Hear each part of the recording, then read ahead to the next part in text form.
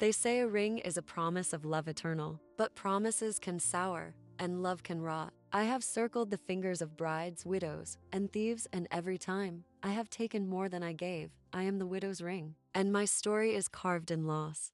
I was born not in joy, but in grief. A widower commissioned me after the death of his beloved wife, a token of mourning disguised as devotion. Silver carved with roses for beauty, thorns for pain, and at my heart, a black stone as cold as her grave. He wore me first, sliding me onto his finger, as if to bind himself forever to her memory. At night he whispered to me, speaking her name as though the stone could answer. But grief is a hunger that feeds on itself. Soon he saw her face in mirrors, her hand brushing his shoulder when no one stood there. He believed me a bridge between worlds, proof that she lingered, and when his heart gave out, they buried him with her photograph but not with me. I slipped free, left behind, waiting for the next vow I would witness. After the widower's death, I did not remain on his finger. Hands pulled me free, whispering that such a piece was too fine to be lowered into the earth. I was sold quietly, passed into another family, where grief had already taken root. A young bride received me on her wedding night. She admired the silver roses, the way the black stone gleamed against the candlelight. She thought me a symbol of endurance, of love that survives even death, but on her finger, I grew heavier with each passing day. She heard whispers in her sleep, saw shadows in the corners, felt a hand entwine with hers when her husband slept far away. Her joy withered. The laughter in her home dimmed. Within a year, her husband fell ill, taken to the grave long before his time. And though she wept, she never removed me. I had claimed her now, as surely as I had claimed the widower before her. For I was not made for love. I was made for loss. Time does not free me. It only deepens my roots. I pass from mother to daughter, whispered over as a keepsake, a charm of devotion. But I am no charm. I am a chain. One daughter wore me with pride, her eyes bright, as she promised her groom eternal loyalty. I gleamed on her hand as she held his during vows. Yet even as the bells rang, she felt the weight of unseen eyes upon her. Her nights grew restless. The stone at my center reflected not her face, but that of widows long gone, their hollow eyes staring from the black. Her husband, strong and young, went to sea. His ship did not return. She paced the docks for weeks, clutching me, believing the ring itself had whispered farewell the night he sailed. Her grief echoed her mother's, and her mother's before that. Still she kept me, slipping me onto her own daughter's hand when she too came of age. So the chain lengthened. So the sorrow spread. I became tradition. Not love's token, but lineage's burden. Mothers pressed me into their daughters' palms with trembling smiles, whispering that I carried strength, that I was proof of endurance, but strength turned brittle. Endurance gave way to despair. One girl slipped me on at 16, too young to understand the shadow that trailed me. She wore me through her courtship, through her vows, through the birth of her first child. Each moment should have been joy. Yet with every milestone, loss walked closer. Her infant's cries dwindled to soon. Her husband, consumed by fever, wasted away before her eyes. Neighbors shook their heads and muttered of curses, but she clung to me, insisting I was her last tie to family. When she grew old, she placed me on her granddaughter's hand, whispering the same words she once heard: strength, endurance, love eternal. But I am not love. I am the shadow that devours it. And so generation after generation, I bound them to grief, a silver circle no prayer could break. By the time the century turned, whispers followed me. They said I was cursed, though no one dared to speak the word too loud. Instead, they called me unlucky, ill-omened, a sorrow's jewel. I lay in jewelry boxes lined with velvet, passed not with pride but with hesitation. Still, each new bride slid me on, convincing herself the rumors were superstition. Love is stronger, they told themselves. Faith is stronger.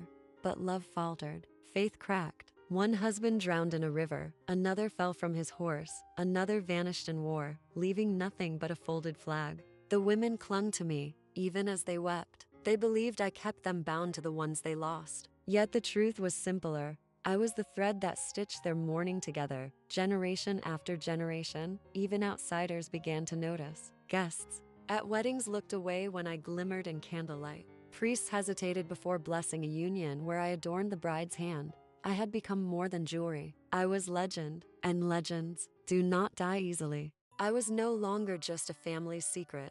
Whispers spread through towns, across markets, even into churches. People said brides who wore me never grew old beside their husbands, only old in solitude. They said my stone swallowed joy and reflected only grief. Some refused to touch me.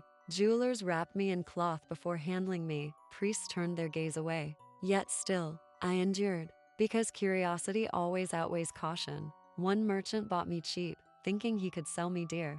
He placed me in a shop window, where sunlight struck the black stone. Passers-by stopped, staring. Some swore they saw faces moving within the onyx women's faces, pale, hollow-eyed, their mouths forming silent screams. The merchant laughed, called it a trick of light. But when his wife sickened and his son broke his neck in a fall, laughter left his lips forever. He locked me away. Yet even then customers swore they heard a faint metallic whisper whenever they entered his shop. I was no ornament. I was a presence. And presences are not so easily ignored.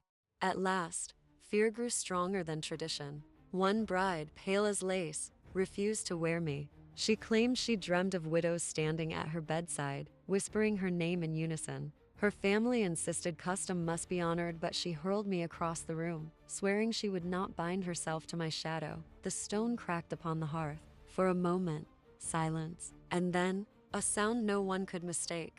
A low, ringing cry, as if dozens of voices had been trapped inside and found their escape. The family rushed to destroy me. They struck with hammers, drowned me in holy water, even cast me into the fire. But each attempt left me whole again. The silver only darker, the stone more fractured. As though I fed on their efforts, they whispered of burial, of casting me into the sea, but none dared to touch me after that night. For they had seen my true face, not a jewel, not an heirloom, but a vessel that devoured every vow it touched.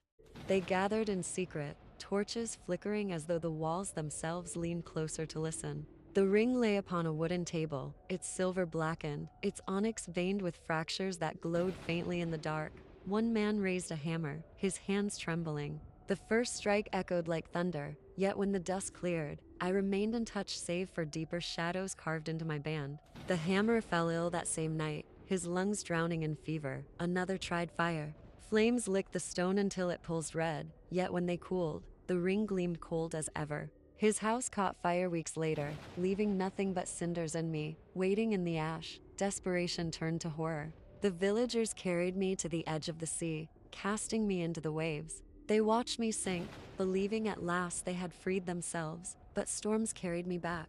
Days later, children found me glimmering on the shore, half buried in sand, the black stones staring upward like an unblinking eye. They fled in terror, and I remained, patient, eternal, for vows are not so easily broken. Years passed, and I drifted through time like a shadow, found in markets, pawned for coins, gifted as a token, without memory of what I was. Yet still, I waited. A new century dawned.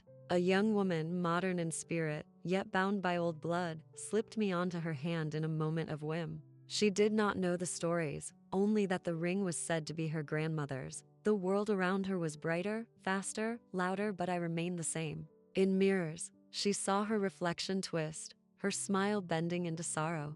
At night, she woke to the feeling of fingers clutching hers. Though her bed was empty, her fiancé laughed at her fears, until he too began to hear the whispers. One evening, he found her standing by the window, staring into the glass, murmuring names she did not know. He pulled me from her finger, flinging me away in terror. But in the morning, I was back on her hand, the onyx darker than ever, the silver warm as living flesh. I am a vow eternal, and eternity does not loosen its grip. She tried to remove me. She twisted, pulled, even sought the help of jewelers, but I clung tighter with every attempt. Her skin bruised, her knuckles bled, yet still I remained, a silver serpent devouring its own tail. Doctors called it delusion. Priests called it possession, but none could free her. Night after night she wandered, eyes hollow, murmuring vows in voices that were not her own. Her friends abandoned her. Her fiancé fled. She was left alone, bound, not to the living, but to every widow, every mourner who had ever carried me. Their whispers filled her ears until her voice became one with theirs. At last, she vanished. Some say she drowned herself, others that she fled into the night. But those who found her apartment swear the ring was left behind, resting neatly on her pillow, as though waiting, and so I endure. Pawned, gifted, lost, found again an endless circle, silver and black, carrying the weight of sorrow eternal, for I am the widow's ring, and every promise I touch becomes a funeral vow. I was forged in grief, carried through vows, buried in waves, and lifted again by careless hands. Generations have worn me, cursed by my weight, blinded by my shine. They thought me a symbol of devotion, yet devotion turned to despair, and love to loss. I am no ornament. I am a circle without end. Every finger I embrace becomes pale. Every vow I witness becomes a dirge. I am the thread stitching centuries of sorrow together, a relic not of beauty, but of mourning. You may think me a story, an old superstition told in whispers. But objects remember what people forget. My silver does not tarnish beyond recognition. My stone does not cease to gleam, though cracks spider deeper each year. And so I wait, in drawers, in boxes, in shadows, for the next hand bold enough or foolish enough to slip me on. When they do, my story will not repeat. It will continue, for I am the widow's ring, and I do not belong to the living. The living belong to me. Another vow, another sorrow, and yet the witness remains. Objects endure, even when lives fade. They carry our grief, our secrets, our endings, and one by one, they will speak again. This was a silent witness story,